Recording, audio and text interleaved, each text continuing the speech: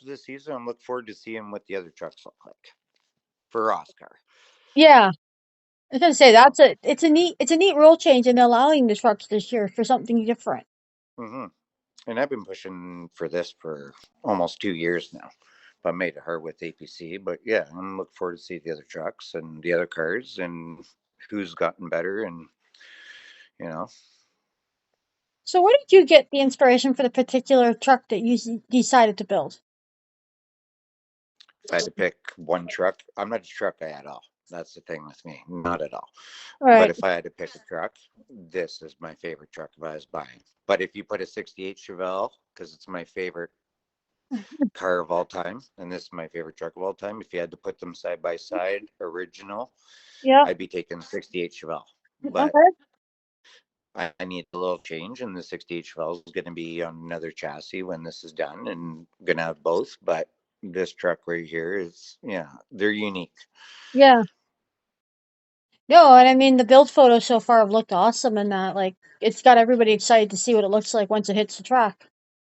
I know. And the thing with it, in those pictures, like, I have a hard time not showing it off, but that's just mock up right there, is what I've been posting. Like, now the truck is actually getting body work started last night.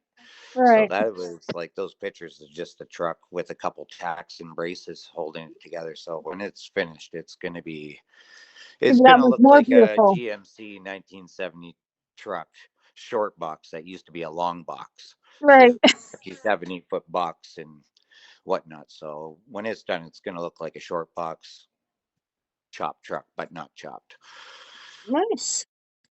So what track are you most excited to get to? Hmm. Peterborough, Right. Peterborough, uh, Brighton for Brandon, because since we started racing, since I've been in the OSCAAR series, since we've went to Brighton, Yeah. we've been there every race. My car, when he's driven it, has not finished worse than third or second. So I think he's on the podium for. I don't know if we missed a race. We never missed a race there, or if I don't think Oscar us as a series have missed a race there. But every time Oscars went there, we've been there, Yep. and we haven't finished worse than second or third. So I think he's on like 6 straight years of second or third Yeah. every year. So I'm excited for that for him. Right. And I'm also excited to get to Peterborough and Sauble and whatnot. Yeah. I mean, it's a schedule that has a bit of everything, right? Yeah, perfect schedule. It's Mhm. not, I'm not the fan of starting off Delaware so soon, just for my personal reason, for the fact that we live in North Bay. So, like, our first one's to Flamborough, and then you Ooh. go to Delaware, and then, you know what I mean, to where it Yeah. takes a bit to get to where Yeah. our The closest travel track would costs. be. Yeah. No, I totally get that because I mean it's and sorry, not just cost, but also time, right? Because you're going all the way up there and all the way down to Delaware. Like I know even And for me, it's three hour drive, right? So and and the this additional is distance. absolutely, and we just try to break even with the fuel tour, when at the end of the day you want it to be a fun hobby with your friends and whatnot, right? To where we just need our fuel to break even, because this truck runs out of my piggy bank, to where Hmm. I have to work extra hard to be able to do what I want to do, and sacrifice sometimes getting a new pair of shoes or flip flops. So you'll see some, what is that, gorilla tape around my sandals during the day. But yeah, it's, this truck runs unsponsored. You look at Chevelle the past 3 years, it has nothing on it but my own stickers that I make up with little sayings, and it has bare quarter panels, fenders, hoods, and trunks, and this is out of our own pocket. So, and I'm learning. So Yeah. when it comes to that, it's those tracks that we get closer to town, like the Peterboroughs and whatnot. Now going back to Sunset for a couple races, I believe. Those are the cheap ones, to where it's like, hey, it's a short trip. It's no longer than, it's not further than 3 hours. We get to drive minimum 2 to 3 hours, 3 hours max, right? To where it's not, we're 3 hours to get to where everybody else is, plus whatever else to. So yeah, the close ones I'm excited for. Peterborough, especially. Yeah. KP does it right. Well, and you've always been fast there too.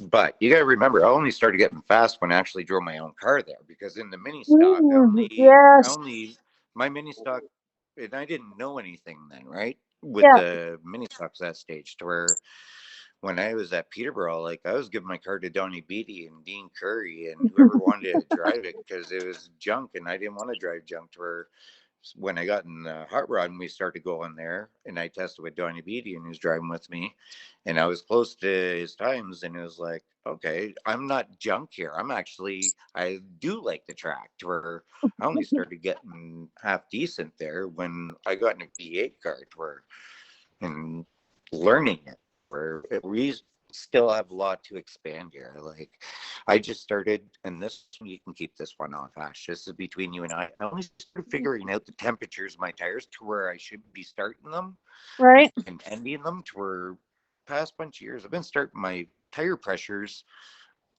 3 pounds to where they should be like 3 pounds to like the my car's done in 3 laps, where the tires should almost come off the track with that. To where still learning, and Mhm. I'm not shy to say it, but you know what I mean. To Yeah. where this is a very small team, out of pocket, save money. You got a life, house, bills, dogs.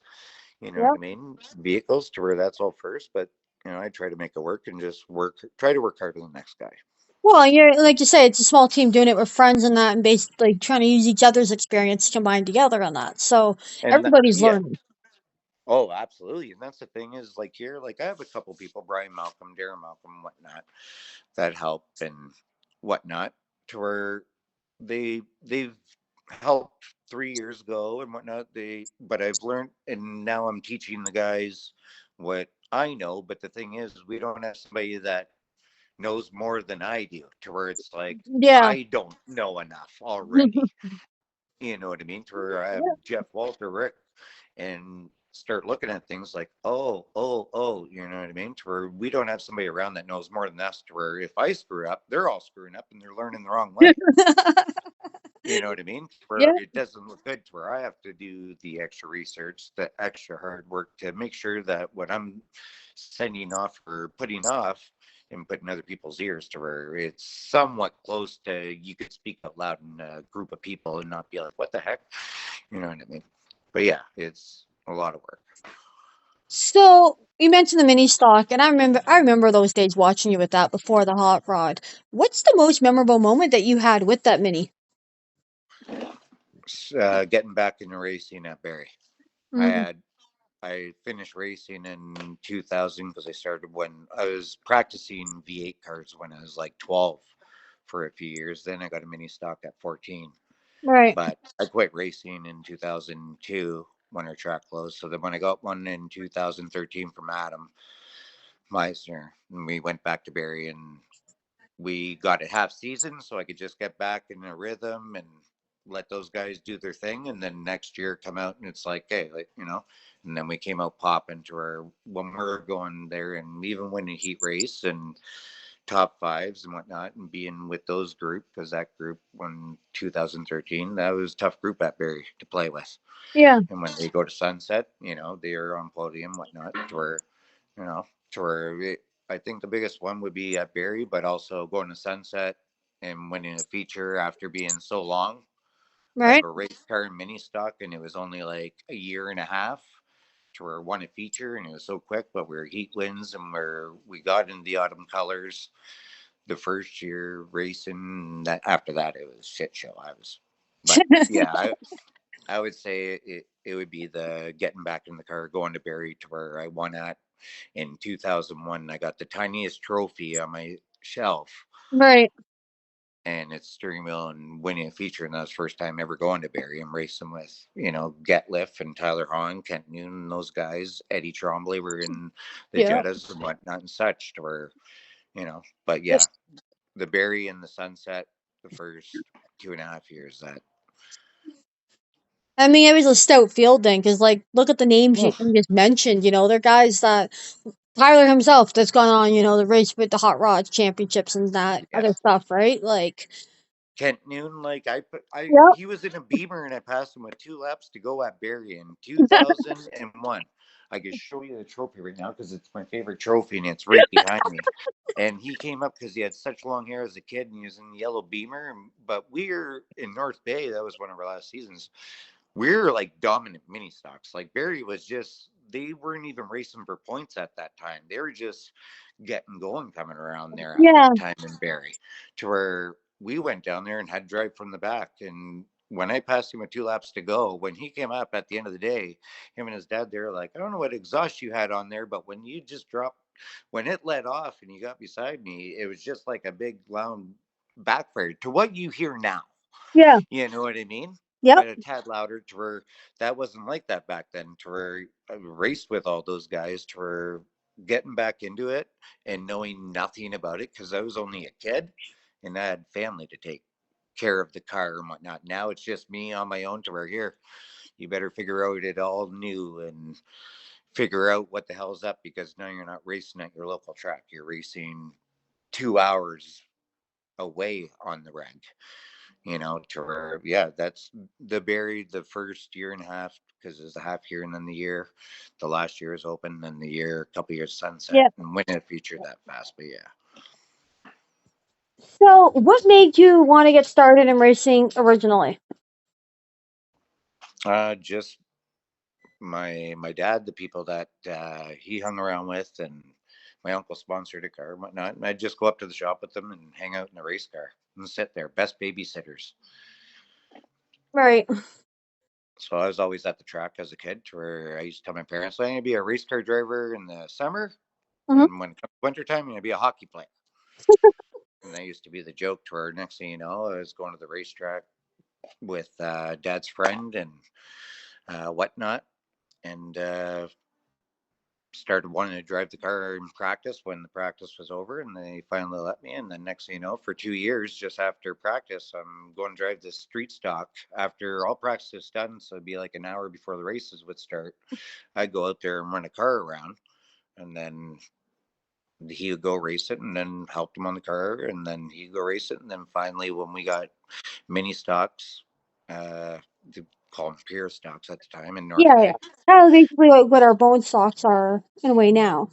Well, they were more than they would be, because they were actual mini stocks. They Okay. weren't like a bone stock. Like we had 3-inch exhaust out from a 2.5-inch with headers, shape like big cams, like, but they Hmm. weren't as safe as they are now. Oh, You okay. needed 3 bars and 2 bars on the outside, and it just they Yep. weren't as advanced as they are now. Yeah. Like there was no front wheel drives, because on the track here you wouldn't be able to steer a car, because the corners they're so bumpy and the track was so beveled out because it was built on clay. So the track, after it was humpy. You'd see the cars just hovering, right? Hmm. But yeah, it just all those guys being around it and looking at them being around it, it was just, I just loved it, to where I want to do that. So obviously you had fun with the mini stock. You're having a blast right now with the hot rod, including the new build. Is there another division though that you would want to try that you haven't gotten to try? uh I don't know. I don't I've never even really, to be honest, thought of that, because my Right. budget doesn't even fit a hot rod, to where I've never had a time to sit down and really relax and look at my hot rod and whatnot, and sit there and think, man, I'd like to try a mod out. But I have thought about a mod, but it just, they don't, they're not full body. But like to try them. But you But want your fenders. yeah, like a super stock would be something, but then you're not on a 10-inch slick. And even being on 10-inch used tires, it on a 4-inch, 5-inch ride height, it's something else. To Yeah. where when if it wasn't for the hot rod series, I'll be honest with you, I don't even know, I'd probably be in a Mustang or something, Right. because it was because the old bodies, where it's like, fucking right. I'm Hmm. I now I can put a Chevelle, a car that I can't afford in real life right now. Right. I can make that look something like that and be able to drive it and move up, and I think it'll be cheaper for my budget. So I just try to break even with fuel, to where with APC coming on and whatnot, that helps, because it's like right on. I'm closer to where it almost came out to where it cost me like 300 for my hobby. You know what I Mhm. mean? To where not, you know, but yeah, to where it maybe a mod.